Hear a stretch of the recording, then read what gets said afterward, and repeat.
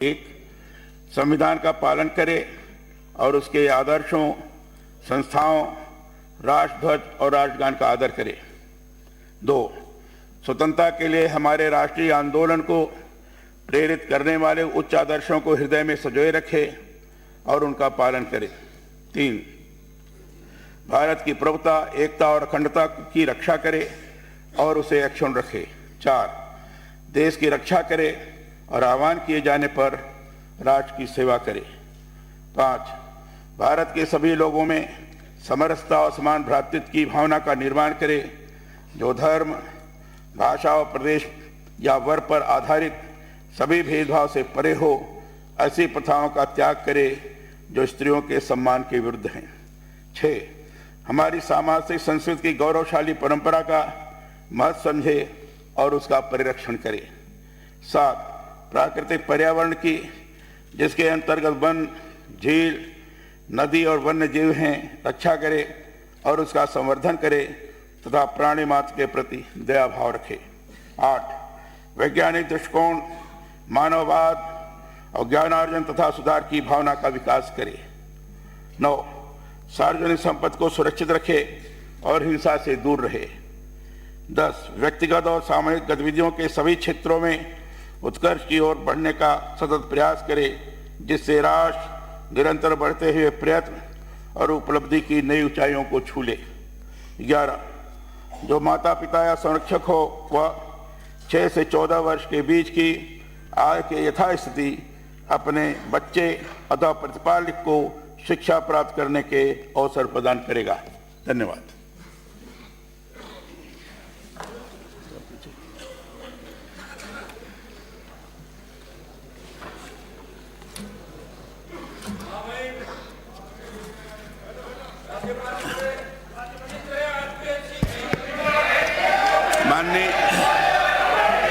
माननीय अध्यक्ष महोदय एवं माननीय सदस्यगण,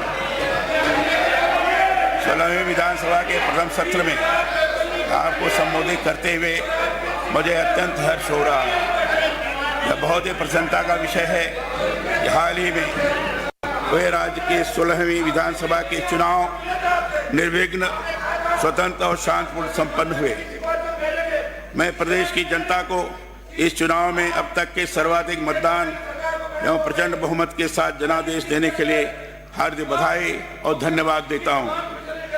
मैं समस्त नवनिर्वाचित विधायकों को शुभकामनाएं देता हूं तथा आशा करता हूं कि माननीय सदस्य राजस्थान के विकास से संबंधित मुद्दों को विधानसभा में प्रभावी ढंग से रखकर प्रदेश के सर्वांगीण एवं चहुमुखी विकास में अपना सक्रिय योगदान देंगे।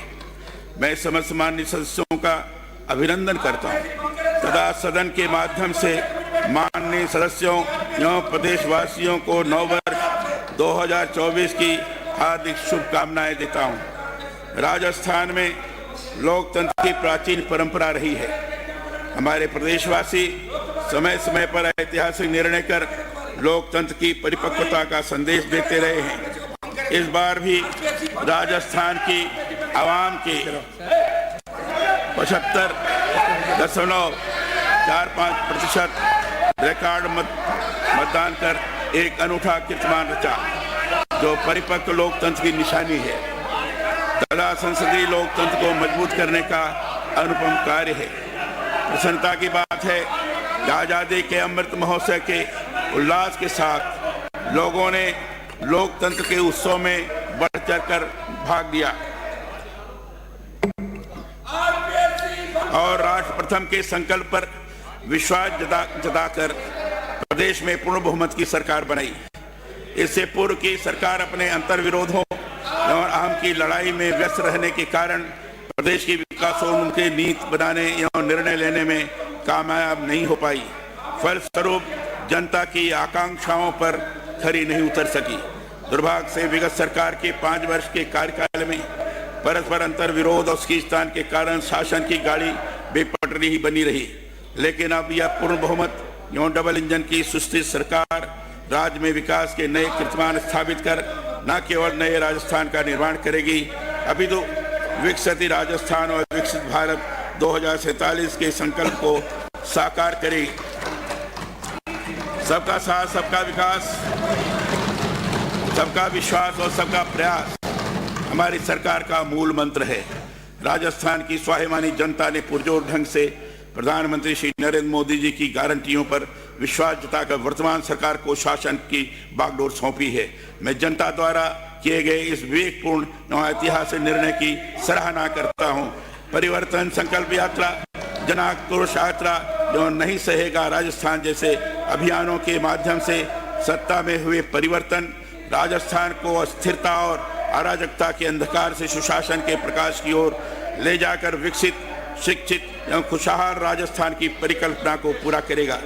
चुनावी यात्राओं और जनसभाओं के दौरान जनता से किए गए वायदे वर्तमान सरकार के संकल्प पत्र का अहम हिस्सा है।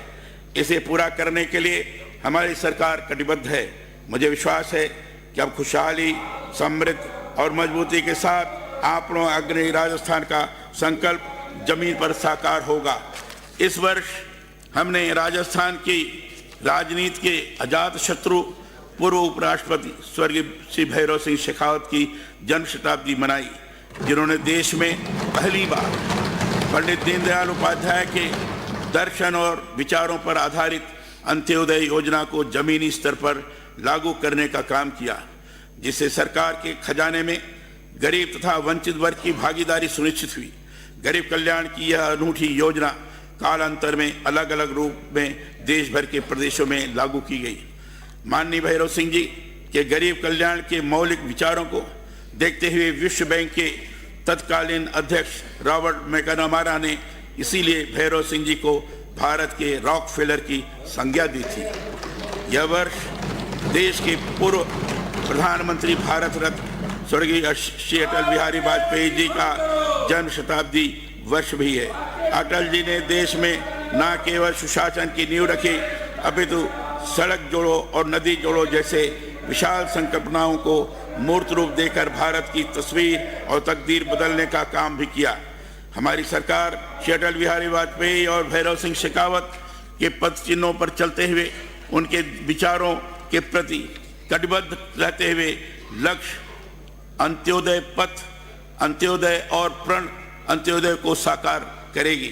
हमारी सरकार का यह नीतिगत निर्णय है कि विगत सरकार द्वारा संचालित जन कल्याण की योजनाओं को बंद नहीं किया जाएगा, लेकिन चुनावी वैतरणी पार करने के उद्देश्य से अपने कार्यकाल में आखिरी समय में बिना बस्ती प्रावधानों के आनन फानन में घोषित की गई इन तथाकथित कल्याणकारी योजनाओं की समीक्षा अवश्य की जाएगी। विशेषज्ञों द्वारा गहन छानबीन के उपरांत ही इन कथित कल्याणकारी योजनाओं को समुचित वित्तीय आधार देकर ठोस एवं व्यावहारिक रूप में जमीनी धरातल पर लागू करने का काम किया जाएगा। इसे लोकतंत्र का असली उद्देश्य जनता के द्वारा और जनता के लिए शासन सार्थक होगा और केवल भ्रामक प्रचार के बजाय सचमुच में जनता का सेवा कार्य सुनिश्चित हो सकेगा।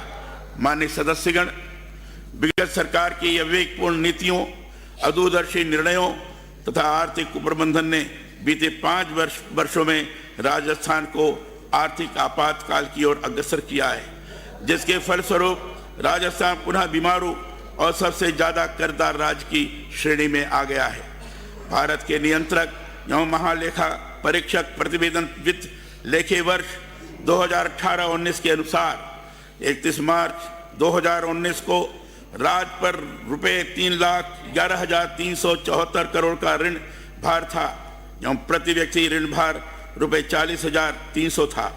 बजट अनुमान 2023-24 के अनुसार 31 मार्च 2024 को राज्य पर रुपये 5,79,781 करोड़ का ऋण भार अनुमानित है तथा प्रति व्यक्ति ऋण भार बढ़कर रुपये 70,800 होना अनुमानित है। विरासत में मिली प्रदेश की चौपट अर्थव्यवस्था को पटरी पर लाना सरकार की सर्वोच्च प्राथमिकता होगी। प्रदेश में ईज ऑफ डूइंग बिजनेस के माहौल को और अधिक अनुकूल बनाकर आर्थिक प्रगति का मार्ग प्रशस्त किया जाएगा। राजस्थान के आर्थिक सशक्तिकरण के लिए Rajasthan economic revival task force की स्थापना की जाएगी, जो प्रदेश के भविष्य के मजबूत अर्थतंत्र के लिए रोड मैप तैयार करेगी। विगत 5 वर्षों में राजस्थान में विद्युत विभाग की घोर लापरवाही, अकर्मण्यता व संस्थागत भ्रष्टाचार के कारण प्रदेश के ग्रामीण एवं शहरी क्षेत्रों में आम जन किसान विद्युत कटौती का लगातार दंश झेलने को मजबूर रहे। आम जन में अंधेर नगरी चौपट राजा की कहावत चरितार्थ होती रही। पूर्ववर्ती भाजपा सरकार की प्रदेश की डिस्कॉम को आर्थिक संबलता देने के लिए शुरू की गई उदय योजना के माध्यम से डिस्कॉम का 62,400 करोड़ रुपए का ऋण माफ किया गया था। दुर्भाग्य से गत कांग्रेस राज के कुप्रबंधन व भ्रष्टाचार के कारण आज यह ऋण फिर से बढ़कर 88,700 करोड़ रुपए के पार गया है। किसानों को कृषि कनेक्शन दिए जाने के टर्न की प्रोजेक्ट, विदेश से महंगा कोयला खरीद, कोयला धुलाई और निजी विद्युत उत्पादनकर्ताओं से महंगी दरों पर बिजली खरीद में गत सरकार के कार्यकाल में हुए संस्थागत भ्रष्टाचार की जांच करवाकर दोषियों के विरुद्ध कार्रवाई करते हुए विद्युत तंत्र को सुदृढ़ किया जाएगा। विगत सरकार के बढ़े हुए T&D लॉस को नियंत्रित करके तथा गैर जीवाश्म स्रोत वाली अक्षय ऊर्जा को प्रोत्साहित कर राज्य को विद्युत उत्पादन में आत्मनिर्भर बनाया जाएगा। गत सरकार द्वारा घाटे में धकेले गए डिस्कॉम्स के आर्थिक हालात को विशेषज्ञों के परामर्श तथा कुशल प्रबंधन द्वारा सुधार कर नागरिकों, उद्योगों एवं किसानों को गुणवत्तापूर्ण बिजली आपूर्ति सुनिश्चित की जाएगी। हमारी सरकार द्वारा केंद्र सरकार की योजनाओं का लाभ अंतिम व्यक्ति तक पहुंचाने के लिए मॉनिटरिंग कमेटी का गठन किया जाएगा। गरीबी उन्मूलन को लेकर सरकार का संकल्प एक वास्तविक संकल्प है, जो आपनों अग्रणी में उल्लिखित संकल्प पत्र में भी झलकता है। सरकार का हर गरीब को निःशुल्क अन्न की गारंटी, हर सिर पर छत की गारंटी, हर घर में नल से जल की गारंटी, हर हाथ को काम की गारंटी, हर घर में बिजली की गारंटी, हर खेत को पानी की गारंटी, हर महिला को सुरक्षा की गारंटी और हर अपराधी को सजा की गारंटी मुख्य ध्येय होगा। हमारी सरकार जन समस्याओं का समयबद्ध निराकरण कर प्रदेश में सुशासन की स्थापना के लिए प्रतिबद्ध है। इसके लिए ब्लॉक स्तर पर जनता दरबार के माध्यम से प्रभावी जन सुनवाई सुनिश्चित की जाएगी और आम जन की समस्याओं का निस्तारण प्रशासन की पहली इकाई पर ही किया जाएगा। हमारी सरकार गरीब लोगों को रियायती दरों पर भोजन सुलभ कराने के लिए संकल्पबद्ध है। इस उद्देश्य से प्रदेश में संचालित इंदिरा रसोई के स्थान पर अब अन्नपूर्णा रसोई योजना का शुभारंभ किया जा चुका है। आपको यह जानकर खुशी होगी कि श्री अन्नपूर्णा रसोई में अब मिलेट श्री को भी शामिल करने का निर्णय लिया गया है। श्री अन्नपूर्णा रसोई में खाद्य पदार्थों का वजन अब 450 ग्राम से बढ़ाकर 600 ग्राम कर दिया गया है, जिससे मेहनत मजदूरी करने वाले हमारे श्रमिक भाई बहनों को पर्याप्त कैलोरी का पोषण मिल सकेगा। मुझे ये बताते हुए अत्यंत खुशी है कि हमारी सरकार ने गरीब वर्ग की माताओं बहनों के प्रति अपने संकल्प को पूरा करते हुए 1 जनवरी 2024 से मात्र 450 रुपये में गैस सिलेंडर देने की घोषणा को मूर्त रूप दे दिया है। हमारी सरकार महिलाओं को सर्वांगीण रूप से आत्मनिर्भर बनाने एवं महिला सशक्तिकरण के लिए कटिबद्ध है। राजस्थान की जीडीपी में कृषि क्षेत्र का योगदान लगभग 30% है। हमारे किसान अन्नदाता हैं, उनको आर्थिक संबल प्रदान करने और सशक्त बनाने के लिए हमारी सरकार प्रतिबद्ध है। आप लोग अग्रणी राजस्थान के संकल्प को पूरा करने के लिए प्रधानमंत्री किसान सम्मान निधि की राशि को दुगना कर अब 12,000 रुपये प्रतिवर्ष करने की प्रस्तावित योजना हमारे किसान भाइयों के लिए बहुत बड़ा संबल होगा। गेहूं उत्पादन में देश में राजस्थान का प्रमुख स्थान है। किसान भाइयों की फसल का सही दाम सुनिश्चित करने के लिए केंद्र सरकार द्वारा निर्धारित गेहूं की MSP के ऊपर राज्य सरकार बोनस देकर 2,700 रुपये प्रति क्विंटल पर गेहूं खरीदने की योजना बनाएगी। भारत विश्व में सबसे ज्यादा बाजरा यानी मिलेट श्री अन्न उत्पादन करने वाला देश है। इसमें भी राजस्थान देश में सिरमौर है। माननीय प्रधानमंत्री श्री नरेंद्र मोदी जी की प्रेरणा से संयुक्त राष्ट्र संघ द्वारा वर्ष 2023 को अंतर्राष्ट्रीय मिलेट श्री अन्न वर्ष घोषित किया गया है। इस मिलेट क्रांति के फलस्वरूप अब हमारे ज्वार बाजरे को देश दुनिया में सबसे लोकप्रिय खाद्यान्न के रूप में पहचाने जाने लगा है। गत सरकार द्वारा किसानों के कर्ज माफी को लेकर बड़े बड़े दावे किए गए। कल्ला कमेटी बनाई गई, कृषकों की ऋण माफी हेतु वन टाइम सेटलमेंट करने की बात कही गई, लेकिन सरकार ने वादा खिलाफी करते हुए किसानों के कर्ज माफी के स्थान पर 19,000 से ज्यादा किसानों की जमीनें कुर्क भी की गई। अत्यंत दुख का विषय है कि विगत सरकार की इस दोषपूर्ण कृषक नीति के कारण हमारे कई किसान भाई आत्महत्या करने तक को मजबूर हुए। किसान भाइयों के हितों की रक्षा वर्तमान सरकार की सर्वोच्च प्राथमिकता है। पिछली सरकार के कार्यकाल में जिन किसानों की जमीनें नीलाम हुई थी, उनको बिना विलंब किए उचित एवं सम्मानजनक मुआवजा देने के लिए व्यावहारिक मुआवजा नीति निर्धारित की जाएगी। किसान भाइयों को खाद बीज से लेकर बाजार तक किसी तरह की परेशानी का सामना नहीं करना पड़े, इसके लिए प्रदेश में सुगम व्यवस्था तैयार की जाएगी। उर्वरकों की जमाखोरी एवं काला बाजारी रोकने के लिए fertiliser distribution regulatory task force का गठन किया जाएगा। पूर्वी राजस्थान के 13 जिलों में पेयजल उपलब्धता और 2 लाख हेक्टेयर क्षेत्र में सिंचाई सुविधा उपलब्ध कराने के उद्देश्य से पूर्ववर्ती भाजपा सरकार के समय ईस्टर्न राजस्थान कैनाल परियोजना ERCP की DPR तैयार की गई थी, लेकिन इस पर गत सरकार ने ठोस कार्य करने की बजाय इस परियोजना पर केवल राजनीति करने का काम किया। गत कांग्रेस सरकार द्वारा 23 जनवरी 2023 को महामहिम राज्यपाल के अभिभाषण के पैरा 170 में ईस्टर्न राजस्थान कैनाल परियोजना ERCP को वर्ष 2051 तक पूरा करने की बात कही गई थी, जो इस बात का द्योतक है कि सरकार 28 वर्षों तक इस योजना को लटकाना भटकाना चाहती थी। इतने लंबे अरसे में तो 2-2 पीढ़ियां तक बदल जाती हैं। हमारी सरकार ERCP को पूर्वी राजस्थान की जीवन रेखा के रूप में विकसित करेगी और इस योजना का क्रियान्वयन मिशन मोड पर त्वरित गति से किया जाएगा। अब राजस्थान व मध्य प्रदेश दोनों राज्यों में डबल इंजन की सरकार आने से ERCP के संबंध में MOU कर परियोजना को शीघ्र अतिशीघ्र मूर्त रूप दिया जाना आसान होगा। माननीय सदस्यगण, विगत सरकार के समूचे कार्यकाल के दौरान पेपर लीक माफिया सक्रिय रहा, जिसके कारण लाखों प्रतिभावान युवाओं का भविष्य अंधकार में बन गया। स्थिति यहाँ तक बिगड़ी कि भर्ती परीक्षाओं में दिन प्रतिदिन पेपर लीक होते रहे एवं पारदर्शिता समाप्त हो गई। पेपर लीक घोटालों के मुख्य सरगनाओं को गत सरकार पर्दे के सामने लाने में विफल रही। पूरे 5 साल तक प्रदेश के युवाओं में निराशा, असंतोष एवं आक्रोश व्याप्त रहा। हमारी सरकार ने निर्णय कर पेपर लीक मामलों की कड़ी जांच हेतु SIT का गठन कर दिया है। साथ ही अब भर्ती परीक्षाओं की मॉनिटरिंग मुख्य सचिव और DGP लेवल के अधिकारियों से करवाने तथा नकल माफियाओं के खिलाफ केस ऑफिसर स्कीम के तहत मुकदमा चलाने का फैसला लिया गया है।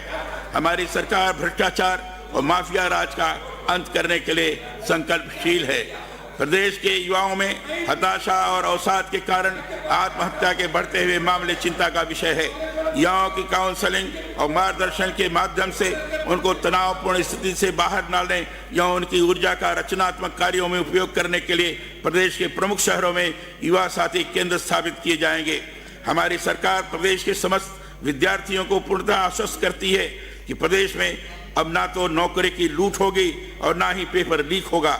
विद्यार्थियों को KG से PG यानी प्राथमिक विद्यालय से विश्वविद्यालय तक की मुफ्त गुणवत्तापूर्ण शिक्षा देने की गारंटी सरकार के संकल्प पत्र में निहित है, जिसे समयबद्ध रूप से पूरा किया जाएगा। भ्रष्टाचार और अपराध मुक्त राजस्थान बनाना वर्तमान डबल इंजन की सरकार का प्रमुख लक्ष्य है। इस शांतिपूर्ण प्रदेश में कानून का शासन सुनिश्चित करने में यह सरकार कोई कोर कसर नहीं छोड़ेगी। इस क्रम में सरकार ने सत्ता की बागडोर संभालते ही अहम निर्णय लेते हुए एक्शन मोड पर कार्य शुरू कर दिया है। परिणाम स्वरूप करीब 10,000 अपराधियों के विरुद्ध कानून सम्मत कार्रवाई की गई है। पूर्ववर्ती सरकार की नीतियों के कारण विगत 5 वर्षों में प्रदेश में भ्रष्टाचार चरम पर रहा। विभिन्न विभागों में यथा जल जीवन मिशन, सूचना प्रौद्योगिकी एवं संचार विभाग में सोना एवं नकदी की बरामदगी, बायोफ्यूल प्राधिकरण जैसे हर विभाग में भ्रष्टाचार को शह मिली। प्रदेश में पनप रहे भ्रष्टाचार को रोकने की जिम्मेदारी राज्य सरकार की थी, लेकिन उस पर अंकुश लगाने की बजाय राज्य की पूर्ववर्ती सरकार ने भ्रष्टाचार की सीबीआई को अनुसंधान की सामान्य स्वीकृति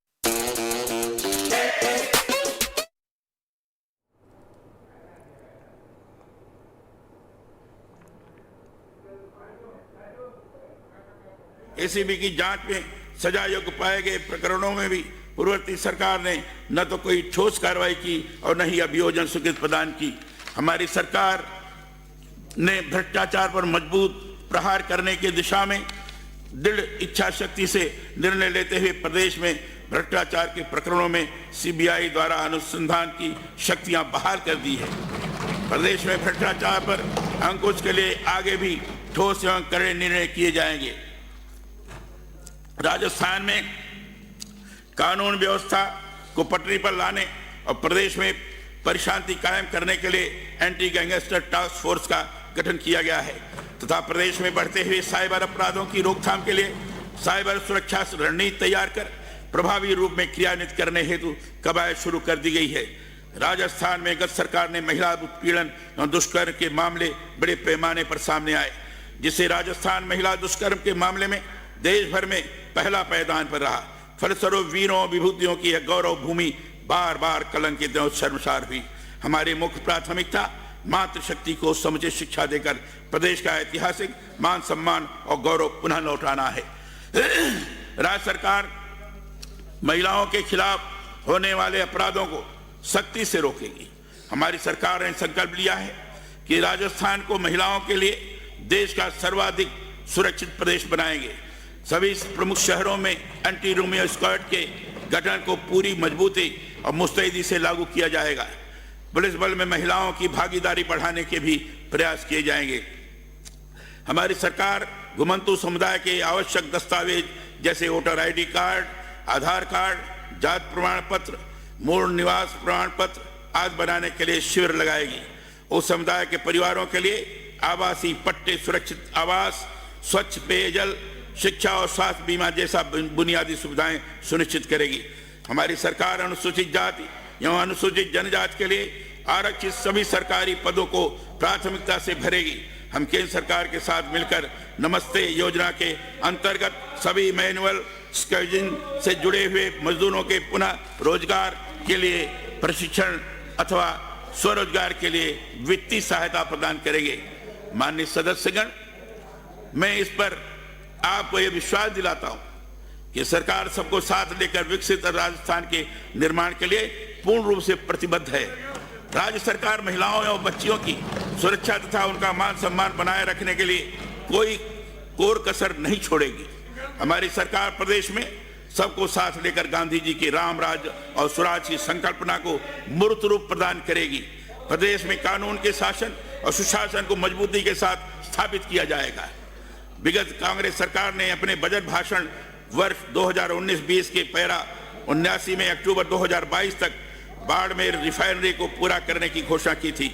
दुर्भाग्य कि गत सरकार की लेट लतीफी और इच्छा शक्ति के अभाव के कारण आज तक रिफाइनरी मूर्त रूप लेकर प्रारंभ नहीं हो पाई है तथा इस मूल परियोजना की लागत 37,000 करोड़ से रुपए की नई सिरे से समीक्षा कर केंद्र सरकार के साथ मिलकर करीब 72,000 करोड़ रुपए का निवेश कर बाड़मेर रिफाइनरी एवं पेट्रोकेमिकल कॉम्प्लेक्स के निर्माण में तेजी लाएगी। राजस्थान में माननीय प्रधानमंत्री श्री नरेंद्र मोदी जी के नेतृत्व में केंद्र सरकार की विकसित भारत संकल्प यात्रा 16 दिसंबर 2023 से शुरू होकर 26 जनवरी 2024 तक पूरे प्रदेश में आयोजित की जा रही है। इस विकसित भारत संकल्प यात्रा के तहत अब तक राज्य में हजारों कैंप आयोजित हो चुके हैं, जहां पर विभिन्न शिविरों के माध्यम से लाखों लोगों को केंद्र सरकार की सभी जन कल्याणकारी योजनाओं की जानकारी प्रदान कर और वंचित पात्रताधारी लोगों का हाथों हाथ पंजीकरण कर लाभान्वित किया जाएगा। मेरा सदन के माननीय सदस्यों से आग्रह है कि विकसित भारत संकल्प यात्रा एक राष्ट्रीय प्रयास है, किसी राजनीतिक दल का कार्य नहीं है। यह एक पवित्र कर्तव्य है। इसमें विकसित राष्ट्र निर्माण के बृहद उद्देश्य के साथ विकसित राजस्थान के ध्येय को सामने रखकर सभी प्रदेशवासियों को सक्रिय रूप से भाग लेना चाहिए। केंद्र सरकार द्वारा वर्ष 2025 तक हर घर में नल से जल पहुंचाने के उद्देश्य से जल जीवन मिशन योजना संचालित की जा रही है। लेकिन दुर्भाग्य रहा है कि फर्जी अनुभव प्रमाण पत्रों, घटिया सामग्रियों और टेलर मेड टेंडरों के माध्यम से गत सरकार द्वारा किए गए भ्रष्टाचार के कारण इस योजना का लाभ प्रदेश की जनता को नहीं मिल सका। इस महत्वाकांक्षी योजना की रैंकिंग में राजस्थान देश में सबसे निचले यानी 33वें पायदान पर पहुंच गया है। हमारी सरकार का संकल्प है कि जल जीवन मिशन के निर्धारित लक्ष्यों को समयबद्ध पूरा कर जहां एक ओर प्रदेश की जनता को योजना का लाभ दिलवाया जाएगा, वहीं दूसरी ओर जल जीवन मिशन योजना में गत सरकार के कार्यकाल में हुए घोटालों और शिकायतों की जांच करवाकर दोषियों के खिलाफ सख्त कार्रवाई की जाएगी। मध्य प्रदेश, राजस्थान में देश के कुल धरातलीय जल संसाधनों का केवल 1% हिस्सा उपलब्ध है। हमारी सरकार जल संरक्षण के लिए भूजल संरक्षण एवं प्रबंध बोर्ड गठित करेगी तथा अन्य जल प्रदाय योजनाओं के कार्य को भी प्रतिबद्धता के साथ आगे बढ़ाएगी। माननीय सदस्यगण, गत सरकार द्वारा बिना कार्य योजना और बिना पर्याप्त बजट के प्रदेश में अनेक विद्यालय, महाविद्यालय एवं कई मेडिकल कॉलेज खोलने की घोषणा तो कर दी गई, परंतु पर्याप्त मानव संसाधन की उपलब्धता और आधारभूत संरचनाओं की कमी के कारण उनकी उपयोगिता सिद्ध नहीं हो पाई।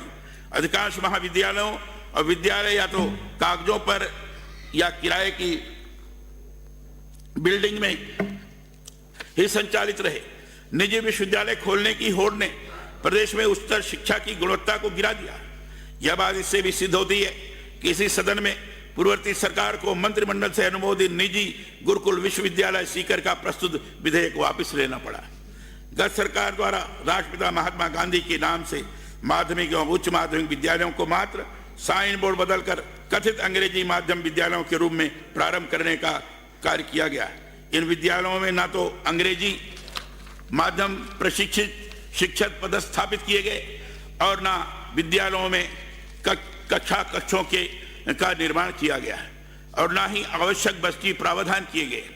प्रदेश में इस अव्यवहारिक निर्णय का आम जनता, शिक्षकों, शिक्षाविदों की ओर से व्यापक स्तर पर विरोध भी हुआ। इतना सब होने के पर भी सरकार विद्यार्थियों को अधर झूल में छोड़कर अनिर्णय की स्थिति में बनी रही। हमारी सरकार इन विद्यालयों की समीक्षा कर विद्यार्थी हित सर्वोपरि रखते हुए इस संबंध में निर्णय लेगी। राजस्थान की ग्रामीण अर्थव्यवस्था पशुपालन पर आधारित है तथा दूध उत्पादन में राजस्थान देश में अव्वल है। गत सरकार ने अपने कार्यकाल के 4 साल तक पूर्ववर्ती भाजपा सरकार द्वारा संचालित पशु बीमा योजना को बंद कर दिया था, जिसे लंपी वायरस के प्रकोप के बाद मजबूरीवश अंतिम वर्ष में आधे अधूरे ढंग से लागू किया। फलस्वरूप गत सरकार के कार्यकाल में पशु बीमा योजना का लाभ पशुपालकों को नहीं मिल सका। सरकार लंपी महामारी के दौरान पशु चिकित्सा प्रबंधन में पूर्णतया विफल रही तथा काल कवलित पशुधन के मालिकों को पर्याप्त मुआवजा भी नहीं दे पाई। गत सरकार द्वारा प्रत्येक पंचायत समिति पर नंदीशाला खोलने की घोषणा की गई। दुर्भाग्य से यह घोषणा धरातल पर लागू नहीं हो सकी, जो इस बात का प्रमाण है कि गोधन की सार संभाल के प्रति भी सरकार निष्क्रिय और असंवेदनशील रही। हमारी सरकार गोमाता के संरक्षण और संवर्धन नई नीति बनाएगी। हर सिर पर छत हो, इस उद्देश्य से केंद्र सरकार द्वारा सभी को आवास, हाउसिंग फॉर ऑल सुनिश्चित करने हेतु देश भर में प्रधानमंत्री आवास योजना संचालित की जा रही है। दुर्भाग्य है कि गत सरकार द्वारा प्रदेश के लाखों पात्रताधारी लाभार्थियों के आवेदन भारत सरकार के निर्धारित पोर्टल सिस्टम पर समय पर अपलोड नहीं होने के कारण 9 लाख से अधिक लाभार्थी प्रधानमंत्री आवास योजना के लाभ से वंचित रह गए थे। हमारी सरकार जहां इन वंचित लाभार्थियों को उनका हक दिलवाएगी, वहीं प्रधानमंत्री आवास योजना के तहत निर्धारित लक्ष्य को समयबद्ध रूप से पूरा कर बनते घर, पूरे होते सपनों को साकार करेगी। हम पीएम आवास योजना के साथ ही मुख्यमंत्री आवास योजना शुरू करके यह सुनिश्चित करेंगे कि प्रदेश का कोई भी परिवार बेघर न रहे तथा वह समाज में गरिमापूर्ण और सम्मानजनक जीवन का हक प्राप्त कर सके।